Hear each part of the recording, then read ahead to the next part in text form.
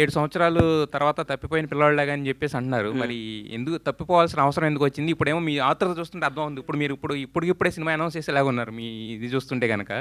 So, first cinema ఏం ఉండబోతుంది? 7 సంవత్సరాలు ఎందుకు మిస్ అయ్యారు? ఎందుకు మిస్ అయ్యానంటే, దరిద్రం ఇచ్చి తలుపు కొడితే తలుపు తీశానమ్మా. అందరు రోజు లక్ష్యం వస్తుంది కదా, ఇవాళ లక్ష్యం అనుకున్నాను. అర్లీ మార్నింగ్ తలుపు తీస్తే దరిద్రం వచ్చింది. రాజకీయం ఇది ఎత్తే నువ్వు ఇది అది అనుకున్నా. దూరపు కొండలు ఉన్నగుంటాయి కదా, దగ్గరికి వెళ్తే తెలుస్తుంది నాకు గతుకులన్నీ.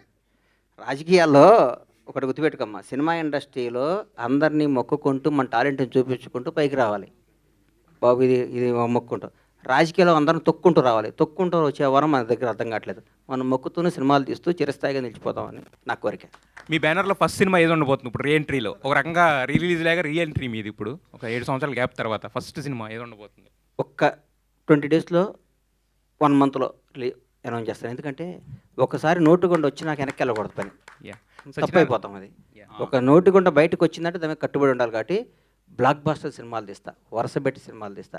సినిమానే జీవితం. నాకు 24 క్రాఫ్ట్ల మీద అవగాహన ఉంది. మై ఏజ్ ఆఫ్ 15 ఇయర్స్ నేను సినిమా ఇండస్ట్రీ ఫిల్మ్ ఇన్స్టిట్యూట్ స్టూడెంట్గా వచ్చా. అప్పటి నుంచి సినిమా రంగంలో ప్రొడక్షన్ బాయ్ దగ్గర నుంచి, ప్రొడక్షన్ బాయ్కి ఏ విధంగా డబ్బు వస్తుంది దగ్గర నుంచి, ప్రొడక్షన్ మేనేజర్ దగ్గర నుంచి ప్రతి దాంట్లో నాకు తెలుసు. ఎక్కడ ఏం కొంటే తక్కువకి వస్తుందో నాకు తెలుసు. ఎక్కడ ఏ సీన్, నేను డైరెక్టర్ గారు చెప్పాను, అన్న ఇవాళ ఈ సీన్ కాదన్నా, నా మాటినన్నా అనేవాడిని. నేను అనేవాడు, నాకు తెలుసు అన్న ఇవాళ సీన్ కాదు. నాకు నో డౌట్.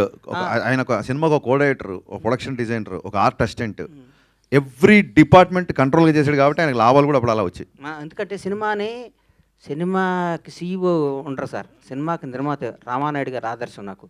మహానుభావుడు రామానాయుడు గారు సెట్లో పొద్దున్నే ఉండేవాడు, ట్రాలీ తోసేవాడు. నా కళ్ళారు చూశాను ఆయన దగ్గర, మేము సినిమాలు చూసేవాళ్ళంగా. అట్లా ఉండాలి సినిమా అంటే. ఎందుకు నిర్మాత అనేవాడు బిడ్డ కదా సార్. కడుపులో తల్లి గర్భంలో బిడ్డను ఎంత నీట్గా డెలివరీ చేస్తుంది. ఊరికే ప్రెగ్నెన్సీ అయినా కూడా ఒక ఆడం ఎట్లా పెడితే అట్లా తిరిగి అయినా బిడ్డ లైఫ్ పోతుంది కదా. సినిమాని మన బిడ్డని ఎంత బాగా తల్లికి డెలివరీ ఇస్తుందో మన సినిమాని అంత బాగా డెలివరీ ఇస్తే నిర్మాత అంత కష్టపడితే బ్లాక్ బస్టర్ వస్తుంది. ఒక్కోసారి మిస్ అవ్వచ్చు.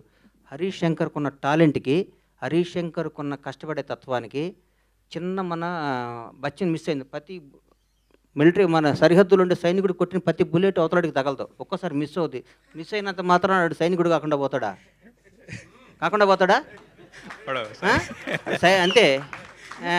హరీష్ శంకర్ ఏంటి నాకు తెలుసు. ఒక పూరి జగన్నాథ్ అంటే తెలుసు. పూరి జగన్నాథ్ గురించి అని చెప్తాను. పూరి జగన్నాథ్ బౌన్స్ బ్యాక్ వచ్చి పోకిరీలు తీస్తాడు. మళ్ళీ నేను రాసుకోండి, మీరు చెప్తాను. ఒక టెంపర్ తీస్తాడు, రాసుకోండి, మళ్ళీ చెప్తాను. కానీ థ్యాంక్ యూ. నాలాంటి ఉంటే నీళ్ళు చేస్తారా? చేయరమ్మ వీళ్ళు. వీళ్ళకి కొత్త వాళ్ళు ఇంగ్లీష్లో మాట్లాడే వాళ్ళు వస్తారు. సార్ యాక్చువల్లీ తీసానంగానే మా తెలుగు మర్చిపోయి ఇంగ్లీష్ మాట్లాడే తపనలో ఫ్లాపులు తీస్తారు వీళ్ళు.